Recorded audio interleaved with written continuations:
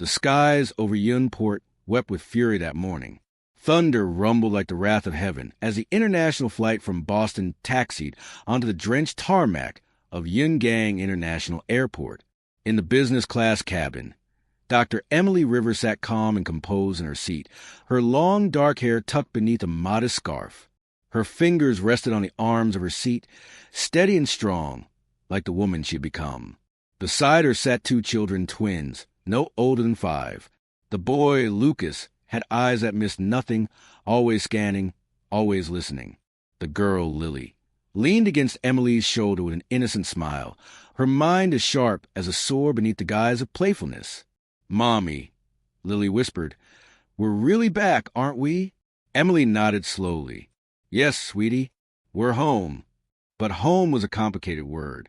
5 years ago, she had been Luo Xin, the obedient wife of Ethan Grant, heir to the Yi Group. That identity had been buried along with her name after a devastating car accident nearly claimed her life. Back then, Ethan had cast her aside, influenced by the venomous whispers of his then-mistress Vanessa, who accused Luo Xin of deception and gold-digging. Emily had survived the crash. Barely, and while the world mourned Luo Xin, she had quietly vanished, giving birth to the twins in secret in a foreign land. She had risen from the ashes as Dr. Vivian Rivers, an internationally acclaimed neurosurgeon with no past and 2 extraordinary children, one with an uncanny gift of mind reading. Now, 5 years later, she was back in Yun City under a veil of anonymity, but she wasn't here to heal. She was here to reclaim what was stolen. "Remember," she said to the twins as the seatbelt sign blinked off, "do not call me Mommy in public. Only Dr. Vian. And Lily." I know," Lily said, rolling her eyes. "No mind reading in front of strangers. Lucas and I promise." Emily smiled faintly. Good. The airport was crawling with security. Cameras, bodyguards. The arrival of mysterious miracle doctor had stirred the interest of the elite Nangong family, whose matriarch was gravely ill, but the same arrival had also stirred someone else. A few gates away, Ethan Grant stood with his assistant, Thomas, reviewing reports. The rain had soaked the shoulders of his tailored black coat, but he didn't notice. His mind was elsewhere, as it often was these days. He hadn't been the same since Luo Xion's death. He wore arrogance like a shield, but those close to him knew the signs. The cold silences, the chain smoking, the way he avoided her favorite places. The truth haunted him like an unfinished chapter. "Yi Shao," Thomas interrupted. The miracle doctor should have arrived on this flight. Ethan turned, eyes scanning the terminal. His gaze swept past the mother and her 2 children, pausing only for a heartbeat. Something tugged at him. The woman, her figure, the tilt of her head, even her aura. He shook it off. Just another passenger. As Emily guided Lily and Lucas through immigration, she caught the edge of Ethan's voice behind her. Her heart faltered. Lily gripped her hand tightly. "Mommy," she whispered through her teeth. "He's here." "I know," Emily said, her voice low. "Don't turn around." "But he's looking this way." "Don't turn around," Emily repeated, her voice steel. They passed through the gates just before the chaos began. One of the Nangong family's rivals had caught wind of Emily's arrival. As she walked past the baggage claim, a scream tore through the air. A black-clad figure lunged from the crowd, blade in hand. "Get down!" Emily shouted, pushing the twins to the ground and spinning into the attacker's path. The blade missed her by inches. A second man came from the side, but was swiftly tackled by none other than Ethan Grant himself. For a brief, heart-stopping moment, their eyes locked. Ethan's breath caught. "Luo," but Emily turned away, veil slipping just enough to reveal a scar, evidence of the crash she was never meant to survive. "Dr. Vian?" shouted a voice from the Nangong security team. "We've secured the area." Emily nodded and guided her children into the convoy that had arrived. From behind, Ethan stared, stunned. The woman he had seen, her eyes, her voice. It couldn't be. "Thomas," he said in a daze, "get me everything on that woman. Now." Ethan unknowingly saved the woman he believes he drove to her death, his ex-wife Emily, who now lives as Dr. Vivian Rivers. Neither know that their twins, Lily and Lucas, are standing just meters away, and that one of them can read minds. Emily stood in the guest room of the Nangong estate, gazing out through the rain-streaked window. Her hair was still damp from the chaos at the airport, and her fingers trembled, not from fear, but from something more dangerous, recognition. She had seen him, Ethan, the man who once vowed to love her forever, and then threw her away at the word of another, the man who believed a mistress over his own wife. And yet, in that moment when the knife flashed, it wasn't security or her instincts that saved her. It was him. Why? She wondered. Guilt? Or something else? In the adjoining room, Lily was coloring beside Lucas, but her brows were furrowed and her hands were still. What's wrong?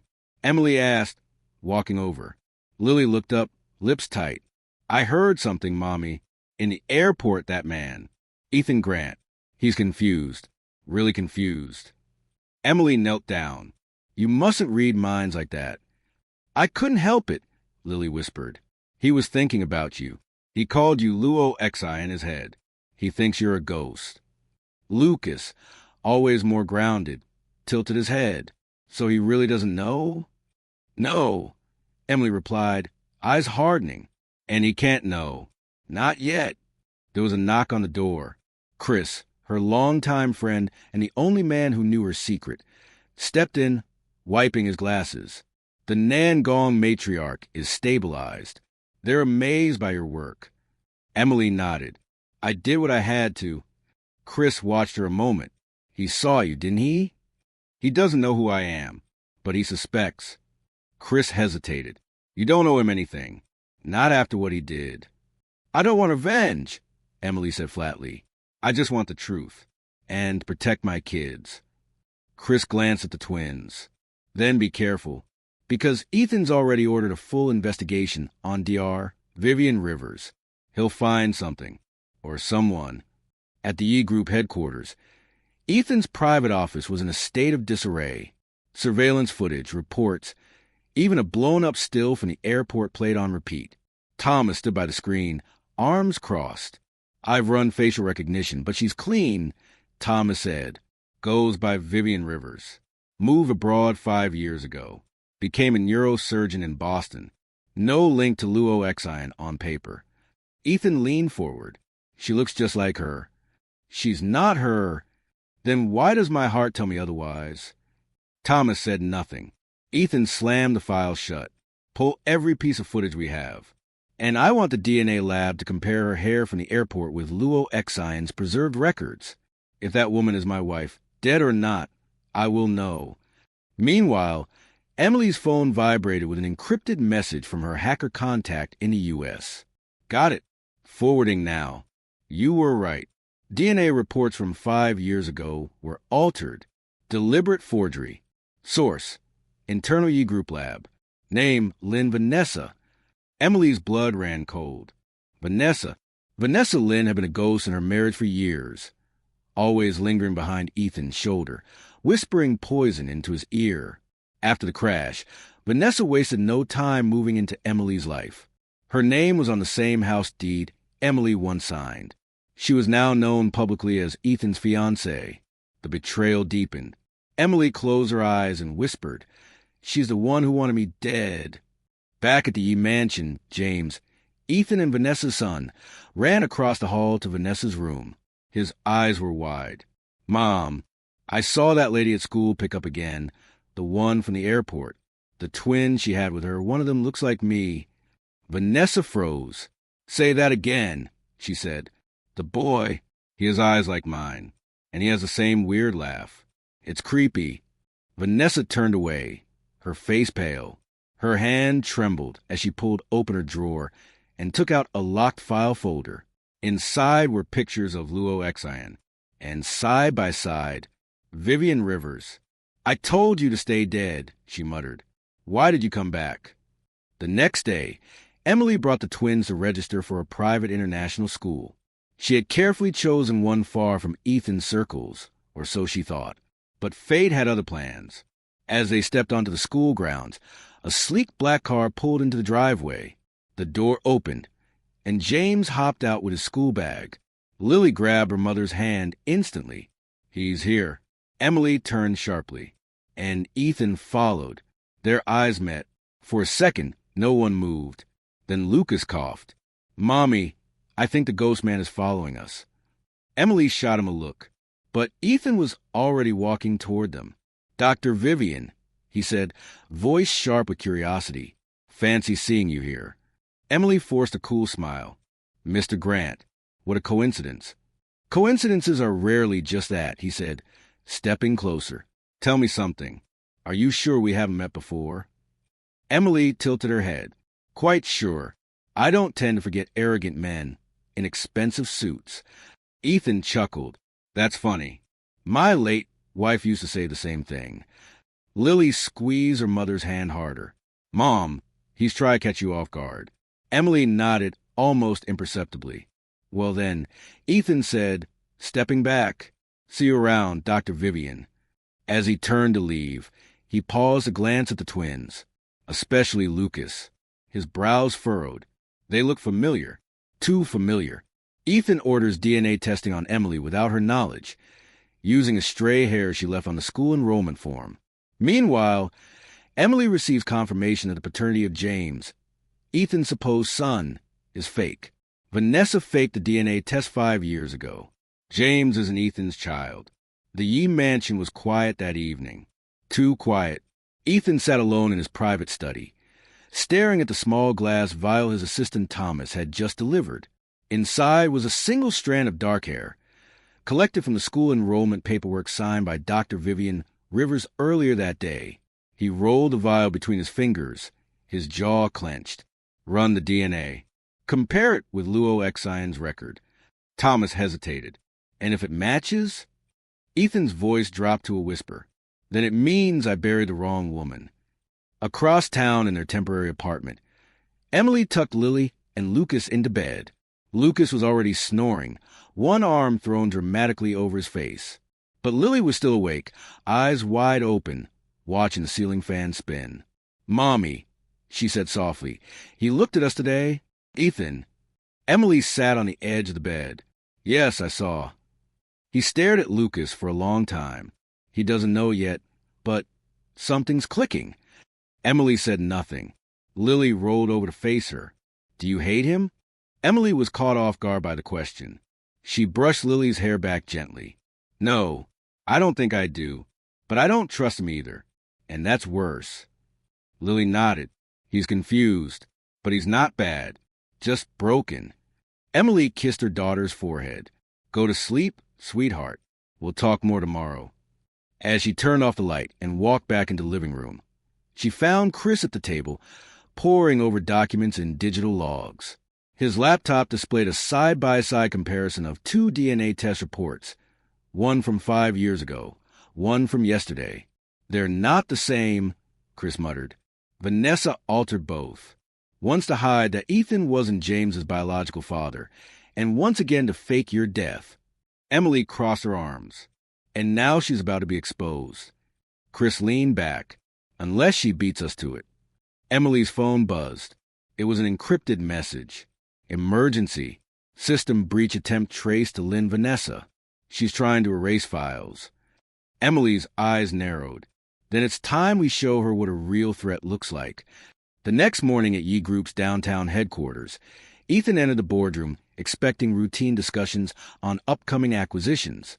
Instead, he found a USB drive lying on the polished table with a note. "The truth doesn't die. Play me." He plugged it into the conference monitor. The screen lit up with 2 video feeds. One, a hidden camera feed from a hospital lab 5 years ago, Vanessa handing over a bribe to a junior lab tech. The other, more recent, Vanessa ordering the same technician to bury the real DNA of that woman or lose everything. The room fell into stunned silence. Ethan froze. Thomas whispered. This was all staged. Ethan's face darkened. "Get Vanessa. Now." Meanwhile, Emily walked into the children's school office for a scheduled parent evaluation meeting. But something felt off. The receptionist was missing, and the halls were oddly silent. She stepped into the meeting room, and froze. Vanessa was already sitting inside, smiling. "Dr. Vivian," she said smoothly. "Or should I say Luo Xin?" Emily didn't flinch. "You should leave before I call security." Vanessa laughed softly. "Security won't save you. You see, I'm not here to argue. I'm here to warn you." Emily raised an eyebrow. "I know you're back. I know the twins are Ethan's. And I know you've been digging into the past. That's cute." Vanessa leaned forward. "But let me make one thing very clear. If you think you can take him back or expose me, you're playing a game far above your level." Emily took a slow breath. "Then let me be clear, too. If you ever try to hurt my children again, I'll destroy you." Just then, the door burst open. Chris appeared, panting. "Emily! Lily, she's gone." "What?" Emily turned pale. "Someone picked her up from class, pretending to be your assistant." Emily turned back to Vanessa. "Where is she?" Vanessa shrugged. "You think I'd be that sloppy?" But her smirk faltered just a little. Emily ran out of the room, Chris on her heels. She dialed Ethan instinctively. He answered on the first ring. "Emily? She's gone." "Lily? Someone took her." A beat of silence. "Where are you?" Ethan asked, already moving. "I'm coming." Lily sat in the back seat of a tinted van, arms folded, eyes locked on the man in the front. "You're not very smart," she said flatly. The driver looked in the rearview mirror. "Excuse me?" "You were thinking about your orders. Your boss. Your fear. I can hear it all. That's how I knew to memorize the license plate." The driver blinked, stunned. "What are you?" Lily smiled innocently. "Just a kid." She reached into her sock and pressed the emergency GPS tracker Chris had taught her to use.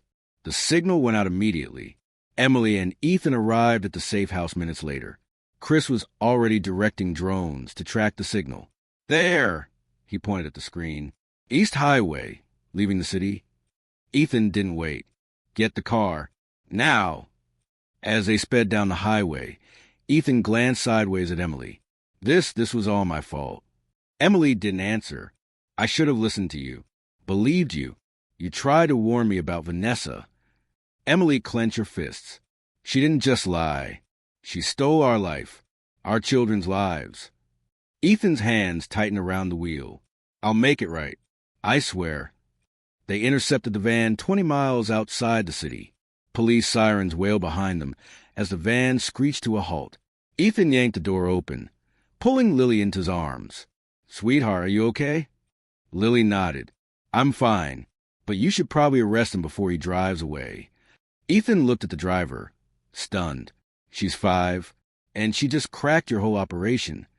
Lily grinned. "Told you. Just a kid." During the rescue, Lily confesses to Emily that she has already read Ethan's thoughts. He's planning to transfer full custody of James to Vanessa and make Lily and Lucas his legal heirs. Emily hadn't expected him to act that fast or to still believe in their future together. The next morning, the air in the Yi mansion was brittle with tension. The staff barely whispered. The curtain stayed drawn, and Vanessa Lynn, now exposed as the architect of years-long deception, had gone silent. She hadn't been seen since the night before. But Emily had no interest in Vanessa's next move. She had her own storm brewing. Standing on the balcony of her hotel suite, she watched the city below as Lily and Lucas played in the background. Ethan had sent bodyguards to station outside their door unasked. Chris, ever watchful, stood near the window, arms crossed. "Do you think it's over?" Chris asked. Emily shook her head slowly. "Not even close. Vanessa may have been caught, but someone else gave the order to falsify the car accident report. She didn't work alone." Chris's gaze darkened. "You think it was Ethan?" "No," she paused. "But there's someone else in that family who stood to gain everything from my death." Chris's jaw tightened. "Evan." Emily nodded. "Ethan's half-brother. Always smiling. Always watching. Always one step behind Ethan in line for the Yi Group's throne. Until I died. Then he got promoted." Chris let out a low whistle. "That's a bigger storm than Vanessa ever was." Just then, Lily rushed into the room. "Mom, there's something wrong with Daddy." Emily's heart stopped. at Yi Group's private hospital. Ethan sat on the edge of the bed, drenched in sweat. His skin was pale, his breathing shallow. Doctors moved around him quickly, attaching IVs and administering injections, but nothing seemed to work. He collapsed at home, Thomas reported to Emily. Fever, chest pain, shortness of breath. Emily walked straight into the room, ignoring the nurses. What are his vitals? Temp 102. Heart rate irregular. A nurse replied, "Get me atropine and an oxygen mask," Emily said briskly. Ethan's eyes fluttered open as she leaned over him. "You again." "Don't talk," Emily said, lifting his wrist to check his pulse. But as she checked the monitor, something clicked. She turned to Thomas. "Did he eat anything recently?" "A party snack. Nothing unusual." "Why?" She glanced at the swelling under his skin. "He's been poisoned. Something slow-acting." Thomas's eyes widened. "You're saying this was deliberate?" Emily nodded grimly. "And I know who did it."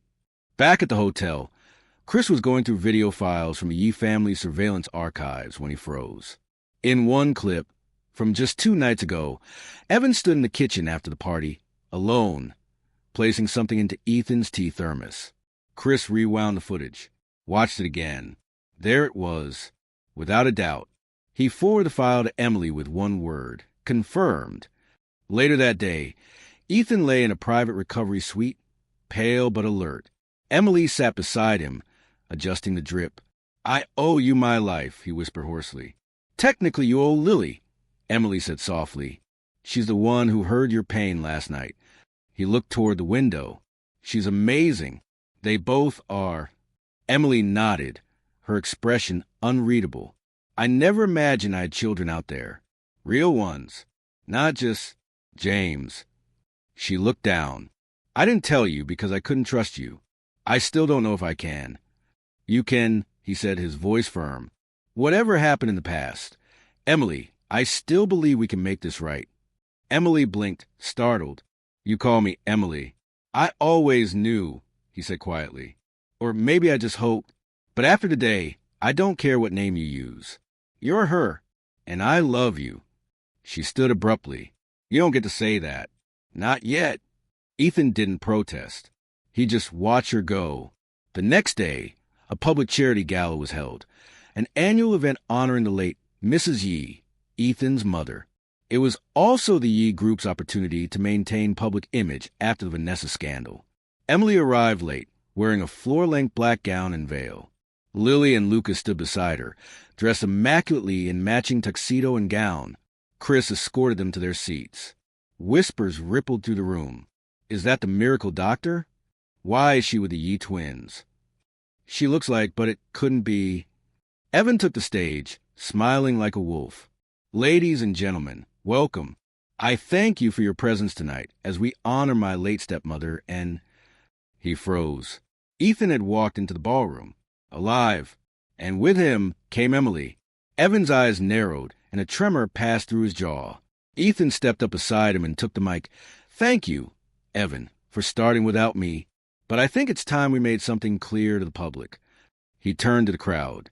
5 years ago, my wife was declared dead in a car accident. That was a lie. She survived, and she's here tonight. Gasps echoed through the ballroom. This woman beside me is Dr. Emily Rivers, but she was born Luo Xin. My wife, the mother of my children. All eyes turned to Emily. She lifted her chin, stepping forward. "I never planned to return, but the truth has a way of finding its way back." Murmurs filled the room. Reporters began scribbling notes, cameras flashing. Ethan continued. "Tonight, I not only reclaim my wife, I also announce my decision to step down as E-Group CEO for medical recovery and appoint the next in line." Everyone turned to Evan, but Ethan smiled. "That person is not Evan." Evan's smile faded. Ethan pulled out the USB drive Chris had given him. "This contains footage of Evan tampering with food and orchestrating my attempt at poisoning." Security moved immediately.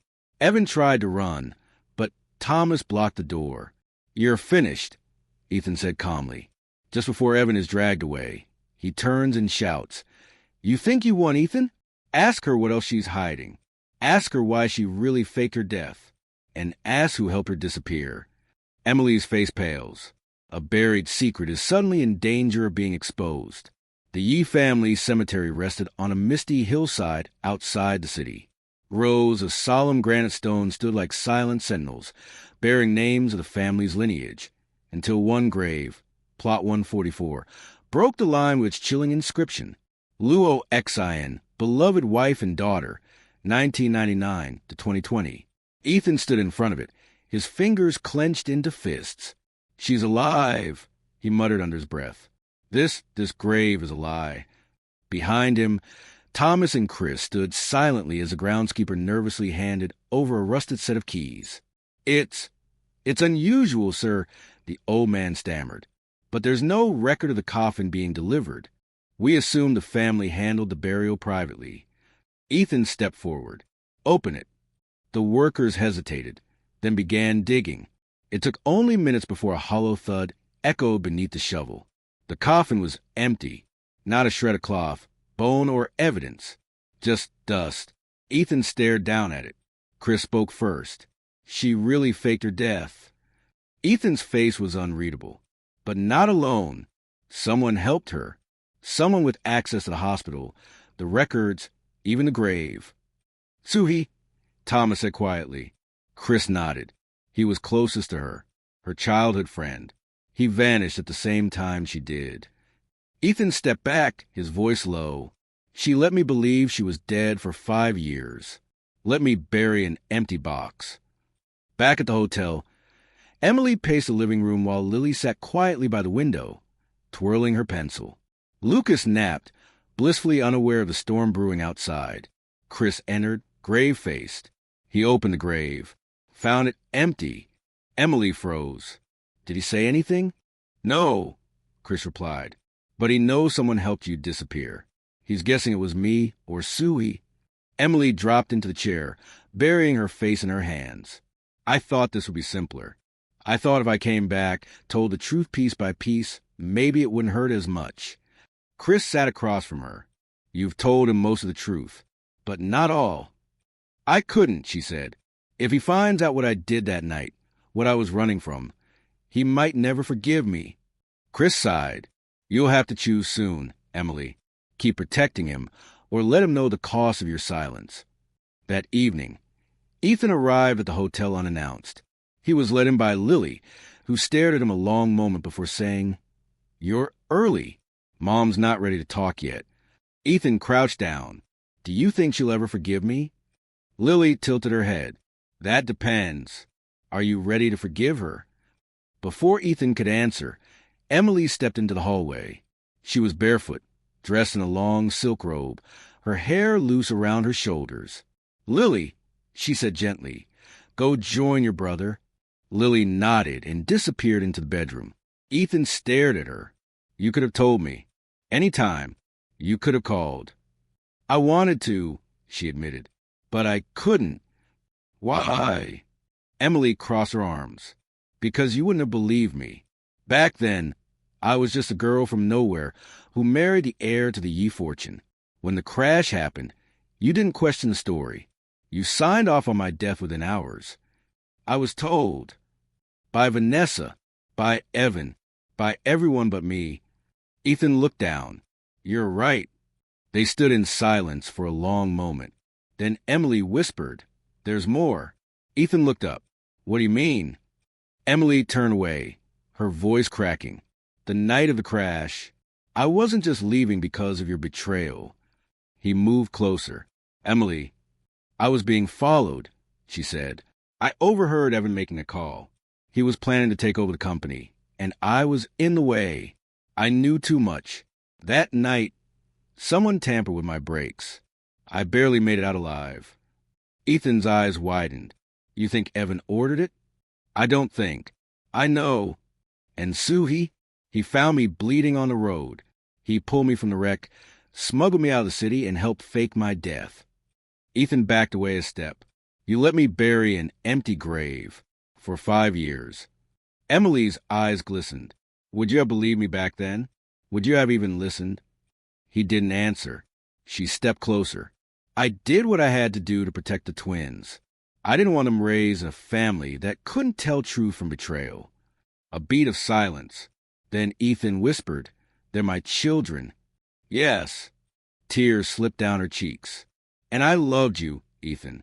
I loved you more than I should have. That's why it hurt so much when you turned your back. Ethan closed the distance between them and placed a trembling hand on her cheek. I still love you, he said, even now. She stared at him. Then softly she said, "Then prove it. Not just to me, to them." The next morning, Ethan stood before the board at Yi Group and publicly announced his plans to dissolve the engagement to Vanessa and adopt Lucas and Lily legally as his heirs. The media went into a frenzy. Headlines blazed with CEO reunited with presumed dead wife and heirs of Yi Group revealed. But behind the excitement, danger still lingered. That night, in an abandoned warehouse on the city's outskirts, a new player was revealed, Soo-hee. Watching the press conference from a shadowy corner, he whispered to himself, "You think you reclaimed her, Ethan? But Emily promised me once, if she ever came back, it would be for me." In his hand, a photo of Emily and the twins, ripped in half. Emily stood in the hospital corridor, arms crossed, watching the twins play a clapping game with the nurses. Lily's giggles echoed down the hallway, while Lucas tried to feign disinterest, though his smile betrayed him. Just hours ago, their world had shifted. Ethan had claimed them publicly, declared their legitimacy, and in one sweeping announcement, he had burned the last remaining bridge between himself and Vanessa. Now, all eyes were on Emily, not as a ghost of the past, but as a woman who returned from the dead, with a claim, with children, and with secrets. "You've been quiet," Ethan said, approaching her slowly from behind. Emily turned slightly. "I'm still trying to process everything. You always did take your time before reacting. Even back then." She gave a small smile. "And you always rush into things." He laughed softly. "Touché." They stood in silence, shoulder to shoulder. Then Ethan's expression turned serious. "I want us to be a family again. Not just in the press. Not for business. But real. You, me, the kids." Emily didn't respond right away. "I don't know if that's possible," she finally said.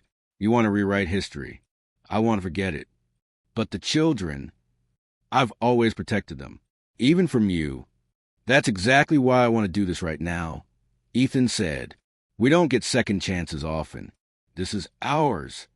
Before Emily could reply, Lily darted toward them. "Mommy, Daddy." Emily flinched. Lily had never used that word aloud before. Lily stopped in front of them and frowned. "Mommy, something's wrong. Lucas says he saw a strange man in the parking lot." "What kind of man?" Emily asked, immediately alert. "A man with a scar under his eye. He was watching us from inside a delivery van." Ethan and Emily exchanged a sharp look. "That's Soo-hee," Ethan said quietly. Emily's stomach twisted. He wouldn't hurt the kids. But the last time she saw Soo-hee, his eyes weren't filled with kindness. They were filled with disappointment, longing, and something darker. That night, Emily couldn't sleep. She sat at the edge of her bed, the soft city lights casting long shadows through the window. Her laptop was open beside her, displaying Sui's last known transaction, an international transfer made under an alias. He had vanished until yesterday. Now he was back, and Lily was sensing danger. She stood, crossed the room, and opened the drawer of her vanity. Inside was a letter, old, weathered, tear-stained. Soo-hee had written it to her after the twins were born. "I don't want to be your protector anymore, Emily. I want to be your future. Say the word, and we disappear together." She had never answered it. Now, 5 years later, she realized that silence may have turned loyalty into resentment. Meanwhile, in a shadowy apartment on the city's edge, Soo-hee stared at the image on his wall, a surveillance photo of Emily and Ethan holding hands at the hospital entrance. In his hand was a syringe filled with a colorless liquid. "You were mine first," he whispered. "He doesn't deserve to have you. Not after everything." Behind him, a bruised and bound Vanessa whimpered. "Please," she croaked. "Let me go." So he turned cold-eyed. You owe me, Vanessa. You're the reason Emily suffered for years. The reason she needed to disappear in the first place. Vanessa tried to crawl away, but he grabbed her by the arm. You're going to help me fix everything, he said. How? She sobbed. By giving me what I need to hurt Ethan the most. The next morning, chaos erupted at Cloud Harbor Academy. Ethan's phone rang as he exited a board meeting. Sir, Thomas said urgently. Lily and Lucas never showed up to class. The school says they were signed out by an authorized guardian, using your name. Ethan's world slowed to a halt. I never sent anyone, he said, already running. Emily met him halfway in the parking garage. They're gone, she said breathlessly. I checked all the cameras. The footage was wiped. Ethan's voice was low, controlled, dangerous. Call every contact, every ally, every surveillance post. Already done, she said, but I think we both know who took them. In an abandoned amusement park on the outskirts of the city, Lily and Lucas sat on the chip carousel platform, arms tied but unharmed. Sui sat on a nearby bench, watching them. Uncle Sue. Lucas asked, Why are we here? Sui smiled sadly. Because your mother needs a reminder of who truly saved her. Lily's eyes narrowed. You're angry because she chose Dad. I'm angry, Sui said slowly, because she forgot me. Suddenly, headlights flickered through the trees. A convoy pulled up. Emily jumped out first, Ethan behind her. Sui, Emily called. Please don't do this. Sui stepped forward, holding up a hand. No closer. Emily stopped. You made me disappear with you, Sui said bitterly. You told me we'd raise them together. You said you couldn't trust Ethan. I didn't, she said softly. But that doesn't mean I ever stopped loving him. That's the difference, Sui said. I loved you enough to let go of the past. He destroyed your life, and you still want him. You're not the enemy, Emily said gently. But this is not love. This is obsession. Sui's hand trembled. Ethan stepped forward. You're right. I was blind, and I lost a woman I loved because of it. But if you hurt these kids, you become the same monster you once saved her from. Silence. Then Sui dropped the syringe. I never wanted to hurt them. Ethan nodded, then let them go. As Sui releases the twins, Vanessa suddenly lunges out from behind a support beam, grabbing Lily. You think you've won, she screams. If I can't have Ethan, no one will. She pulls a blade, but Sui dives between them at the last second. The blade sinks into his chest. Vanessa is tackled by Ethan. Emily grabs Lily. Sui gasps, collapsing to the ground. Emily cradles him in her arms. Why did you do it? He coughed, blood staining his lips. Because I never stopped loving you, and they deserve their mother. His final breath left his lips as sirens wailed in the distance. The funeral was small, quiet, held under a jacaranda tree on the outskirts of the city, where the petals rained down like lavender snow. No press, no cameras, just a single-frame photo of Sui, smiling, alive and whole. Emily stood with Lily and Lucas on either side, both holding tightly to her hands. Ethan stood behind them, respectfully silent. Chris delivered a short eulogy. He saved lives, sacrificed his own happiness, and in the end, he chose love over vengeance. Emily's eyes never left the casket. A storm raged quietly behind her calm face. Guilt, sadness, closure. Sui had loved her, but he had also lost himself in that love. And now he was gone. In the following days, Emily kept to herself. She focused on her work at the hospital, attended school meetings, cooked meals with the twins. Life resumed, but the wounds beneath remained raw. One night, as she read by the window, a soft knock echoed at the door. She opened it. Ethan stood there, hair damp from the rain, holding a box. You're wet, she said quietly. He smiled. So are you. She stepped aside. He walked in and set the box on the table. I thought you might want this. She opened the lid. Inside were papers, divorce documents dated 5 years ago, and signed. You never filed them, she murmured. I couldn't, he said. Even when I thought you were dead, I couldn't put my name on that paper.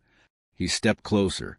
You're still my wife, legally, but I want to earn the right to be your husband again. Emily stared at him. You broke me, Ethan. I know. You believed everyone but me. I know. She turned away. I don't want a perfect apology, she said. I want to know you've changed. He pulled something else from his pocket, a small velvet box. Not a ring, but a charm bracelet. 5 tiny charms dangled from it. A scalpel, a heart, a book, a lock, and 2 tiny silhouettes of children holding hands. I don't need an answer now, he said. But when you're ready, when you believe in us again, wear this, and I'll know. She said nothing, but she took the bracelet. Weeks passed. Vanessa was arrested and charged with attempted murder and multiple counts of fraud. The media painted her as a vengeful mistress-turned-criminal. Ethan refused to speak about her publicly. So did Emily. Instead, the Yi family focused on rebuilding. Emily moved back into the mansion, reluctantly at first. But the twins loved the garden and the view of the hills, and their father's awkward but sincere efforts to cook breakfast. One day, she found Lily teaching Ethan how to knead dough. You're squishing it too hard, she scolded. Like it's a stress ball. It is a stress ball, Ethan muttered. Emily smiled from the doorway. That night, as fireworks exploded over the city for the annual Lantern Festival, the family stood together on the mansion rooftop. Lucas pointed to the sky. That one looks like a bunny. No, Lily said. It's a dragon. It's obviously a chicken, Ethan added. Emily laughed. For once, the sound wasn't forced. Then Lily tugged at her sleeve. Mommy? Yes. Will you marry Daddy again? Emily looked down at her daughter's eager face. Lucas chimed in. We don't want a fake wedding. We want the real thing. Rings, flowers, cake. The whole movie. Ethan held his breath. Emily didn't answer immediately. Then she reached into her pocket and pulled out the charm bracelet. She slipped it on. I guess I believe again, she said softly. Ethan stepped closer. So does this mean? Yes, she whispered. But you still have to plan the wedding. And I want 2 cakes. 1 chocolate. 1 mango. Deal. Lily squealed. Lucas' fist pumped the air. Ethan just stared at Emily, as if he couldn't believe this was real. He pulled her into his arms. I'll never let you go again, he whispered. You never really did, she replied. A week later, Ethan stood in front of a press conference. My wife, Emily, is the strongest woman I know. She came back not to destroy, but to heal. And today, I'm proud to announce that she will lead the Yi Group's new medical initiative, funding trauma centers for women and children across the country. The room erupted in applause. Emily stepped up to the podium, elegant in a white pantsuit, and said, simply, the past cannot be erased, but it can be redeemed. Epilogue, 1 year later. At the grand reopening of the Yunport Children's Hospital, Lily and Lucas stood beside Emily in matching lab coats. Ethan cut the ribbon with them. You really did it, Chris said, standing at the back. I didn't, Emily said, smiling. We did. As the crowd dispersed and music played, Ethan took Emily's hand and twirled her onto the dance floor. Mrs. Grant, he said, may I have this dance? Emily raised an eyebrow. Always, Mr. Grant. They danced under the warm sun. Together, alive, back at a remote data facility, a figure watched the press event on a grainy monitor, his face hidden in shadow. He zoomed in on Lucas, then Lily, then Emily. A phone rang. A deep voice answered. They're all alive. Send word to Mr. Evan.